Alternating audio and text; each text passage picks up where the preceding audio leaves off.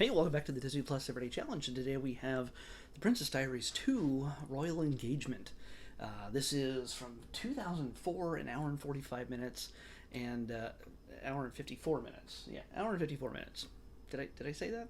I am out of it. Anyway, obviously this is a sequel to the original, very popular uh, Princess Diaries movie, and starring Anne Hathaway, and it's about a girl living in San Francisco who suddenly discovers that she's royalty, and she's a princess of Genovia, and the queen just happens to be Julie Andrews, Mary Poppins fame.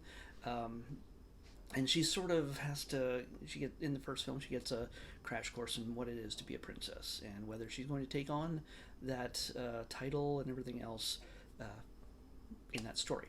This one follows it up. She's fairly used to being a princess now to a certain degree. She's still clumsy and awkward as possible, as much as you can. It shows she's grounded, and it's something that I obviously it was a conscious choice. But the idea is that there could have been a temptation where they could have done a story where that kind of power or anything else could have gone to her head, and it may have ruined the character uh, for lots of fans, because she's genuinely a sweet and caring person, Mia of Princess of Genovia. She has a much longer name, but she. So in this one though, she's just graduated college. She's 21, and she's on par to become queen very soon. But she's, in fact, because she's 21, she's able to take on the title of queen, taking it from Julie Andrews, her grandmother.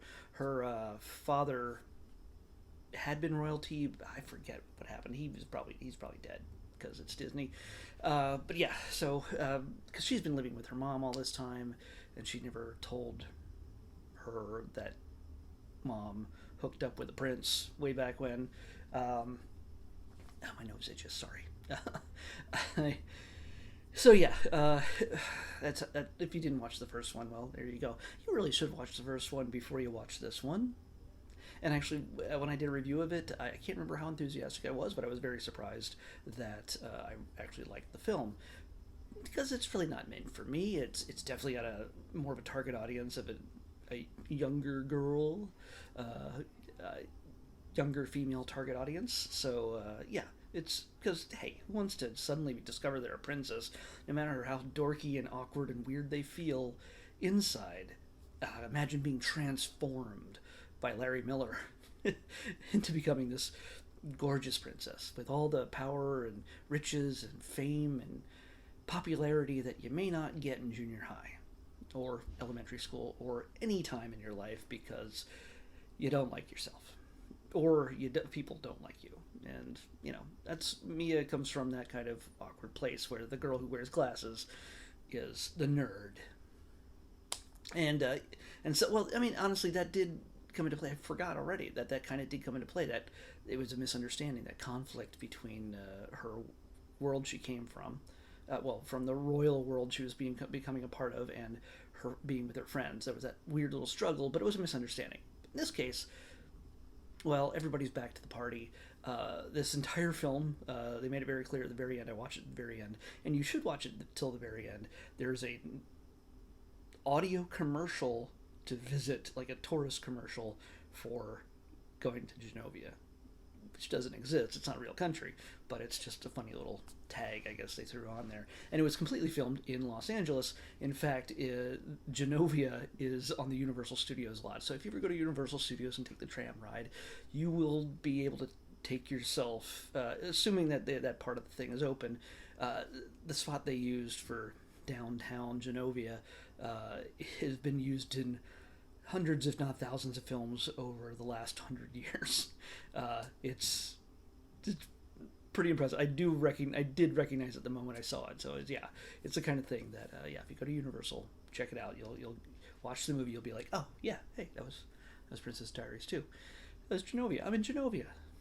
But anyway, regarding the story, by the way, also this is also once again directed by Gary Marshall, the guy who created Happy Days and Laverne and Shirley and Mork and Mindy, at least he was either co-creator or creator of each of those things.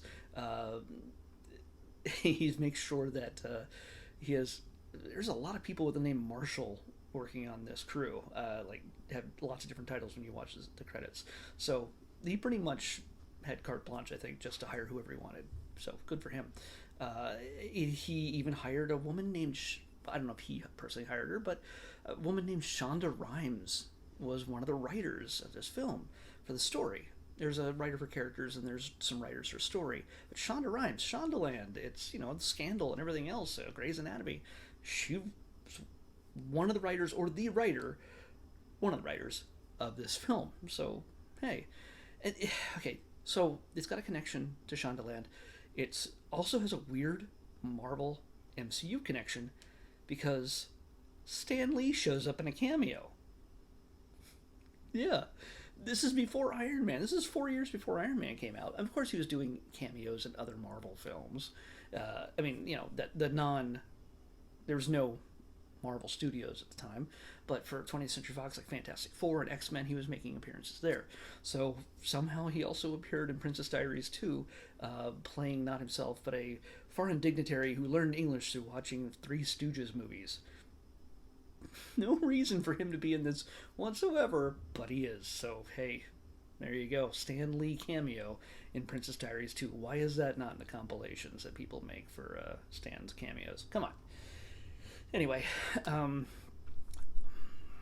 getting back to the story for real this time, she turns 21, and it turns out that, certain guy shows up at the parliament meeting, saying, hey, she can't become queen unless she's married. It's a rule. No women can be rulers unless they're married. It's a very sexist kind of rule, but it's the way it is.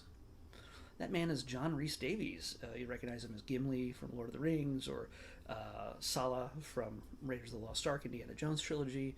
So he plays the bad guy, the obvious bad guy, and he would rather have somebody that he could have a little bit more control over in, you know, the top spot of Genovia, and that would be his nephew, played by Chris Pine, right there, Mr. Kelvinverse Captain Kirk. So I almost said Captain America. It's that MCU stuff. But yeah, Captain Kirk, Chris Pine, and also Steve from Wonder Woman. So yeah, he's in this. He becomes the guy that is challenging Mia for the throne. It's because if Mia can't find a man in 30 days, they were going to make it a rule like, oh, give her a year. They're like, no, if you're going to compromise on this at all, it's going to be only 30 days. So Mia has to rush her way into dating a bunch of dudes in order to find the man who would be king to her queen. Yeah, so, and she really wants to, she doesn't want to do this, but she thinks she can be a good ruler, she thinks she can be a good queen. She is kind, she's generous, and she's thoughtful, and she doesn't think of just the rich people. She is very much also, she's thoughtful towards orphans. And speaking of which, I know there's so many people in this movie. When she's being courted at a party, Spencer Breslin plays a 12-year-old. He's in every Disney movie practically, but he's a 12-year-old prince who is a little bit forward for the much, much taller Anne Hathaway. And yeah, but the funny thing is that one of the orphans in this is his little sister Abigail Breslin, which you know from Zombieland, and that's hand signals for Zombieland for some reason. Zombieland, and I've already forgot it, but she was really little in that movie too, that I can't say the name of right now, with Steve Carell. And so yeah, she's so tiny in this one. It's so weird. Now she's all grown up because it was 2004 here, and it's 20 years later. It's just nuts that this girl's probably almost 30 now. But anyway, so little tiny Abigail Breslin is one of the little orphans in Genovia that Mia helps brighten her day amongst all the other orphans, and lets them all become princesses for a day and march with her in the parade for Genovian independence, which is all super sweet. And this is something that there's usually no controversy whatsoever in Genovia royalty. Everybody runs a pretty clean ship, except uh, her grandfather died, so Julie Andrews is single. She's a single queen, but she had been married, and she was kind of had a forced marriage herself way back when. It's just the way it was. Uh, so they have to continue that tradition. There is a subplot involving Julie Andrews that follows through from the last film with Joe, the security guy who looks after her everywhere, and they've kind of had a bubbling under the surface romance that people are kind of aware of. It's like the obvious tension that everybody notices about the two of them, but nobody ever says anything because you don't want to insult the queen, especially if you're wrong. And so yeah, they got a subplot with her, which it it, uh, it it runs its course, and I won't spoil that for you if you happen to watch this. Um, but yeah, so Mia has to make this choice to be married in order to be queen, or give up the throne, and not marry a man. She does meet a guy that clicks, and he proposes, played by Callum Blue. And if you know that name, you know him because maybe Dead Like Me. He was the British punker kind of, well, not a punker because he was a character who died in the 60s, but he was a rock and roll kind of guy who was always on drugs and, yeah, basically an unpleasant dude, but funny.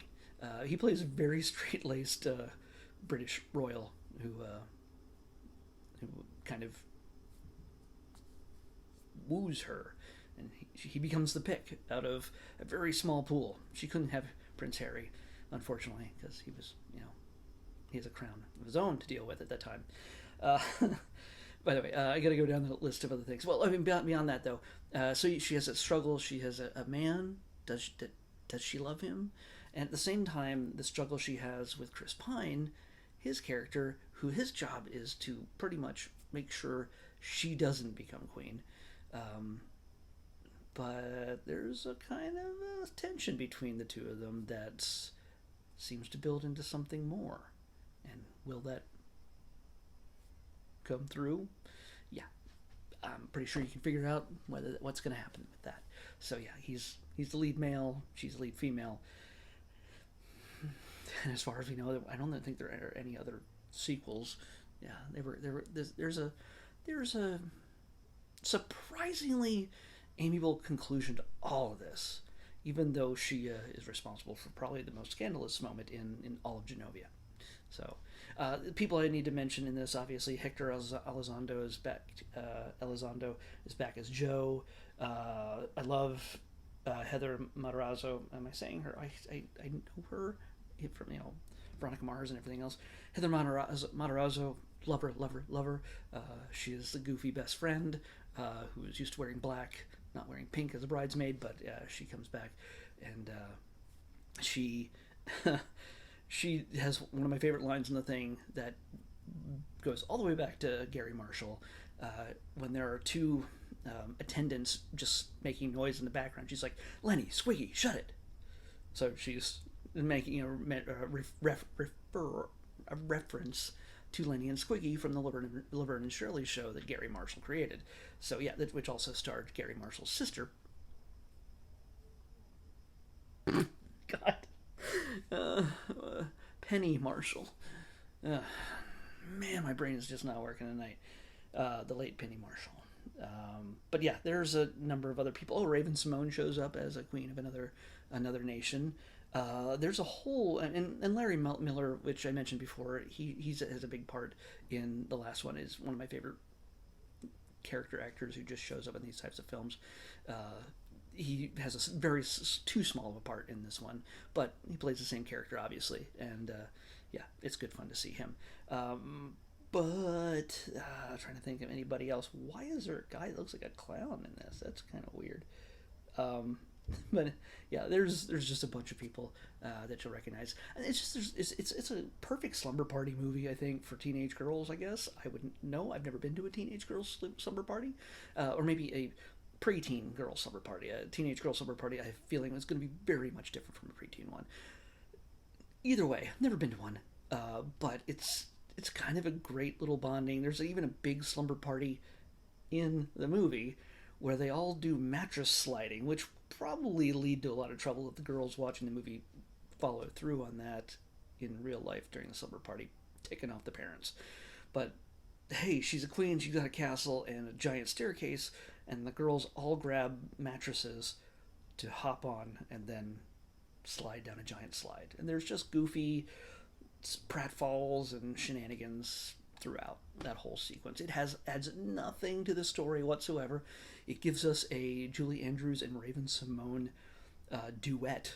They sing together in what first is a kind of a ballad kind of thing by Julie Andrews, and then turns into a sort of a kind of a hip hop kind of thing, or at least something with more of a beat. By the way, there's lots of just, in my opinion, awful pop music throughout this that little girls would love, I guess. But it's just chock full of early 2000s pop music. And there might even be Smash Mouth in this, which just, ugh. Anyway, Julie Andrews does make a neat, funny little reference in this. I'll let you see if you can figure it out. I won't ruin it. But during the mattress sliding slumber party sequence, she makes a Mary Poppins reference. So, yeah, see if you can see if you can figure out which one that is. But yeah, they're having a good time. It looks like lots of fun. Anne Hathaway gets to do lots of crazy slapstick and which beautiful woman doing goofy stuff. Nothing better in the world. So, in my opinion. But yeah, this movie is not made for me whatsoever. It's not the kind of thing I'm going to be like, you know what? I feel like watching Princess Diaries 2 tonight. It's not going to ever happen. But if it came on, if my nieces were still little and they came on the TV and they're like, yeah, let's watch this, I'd be like, you know what?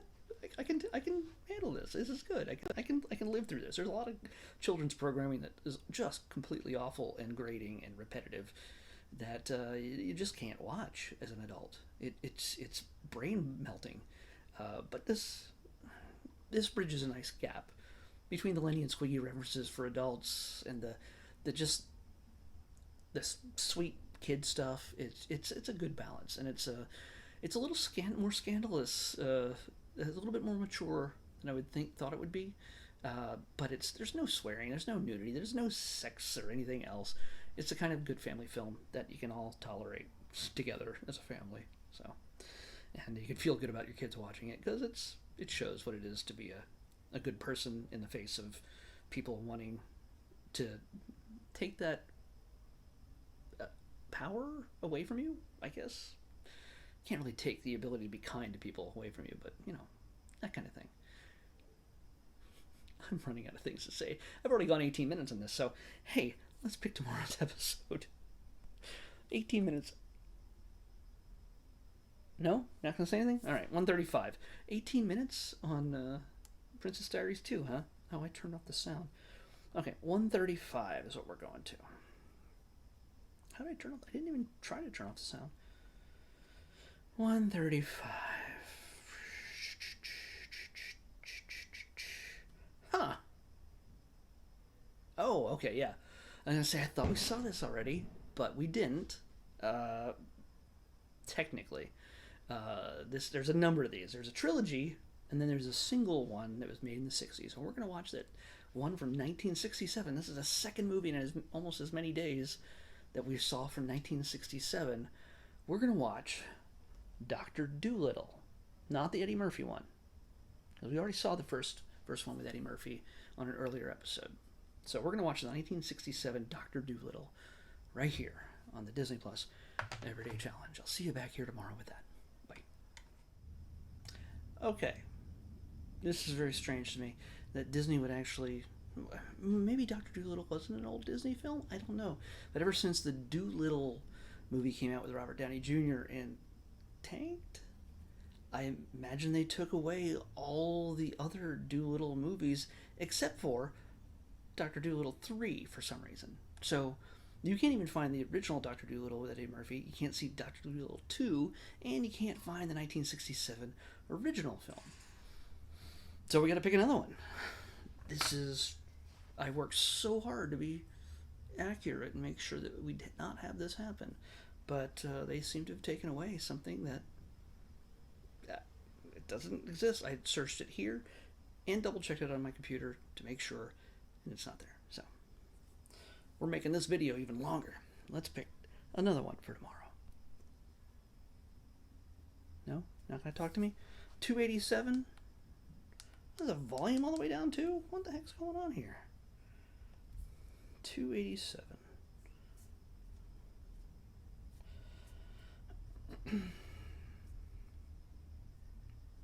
Huh. Okay. Speaking of modern updates to classics, we're gonna watch. This is a Disney Plus original. It was never available anywhere else until Disney Plus brought it to us. This is the live-action version of Lady and the Tramp from 2019. So yeah, I'm gonna finally watch that. It's been around since Disney Plus launched, and I've held off watching it till now. So tomorrow, for real, Lady and the Tramp, 2019, live action on the Disney Plus Everyday Challenge. I'll see you back here tomorrow with that.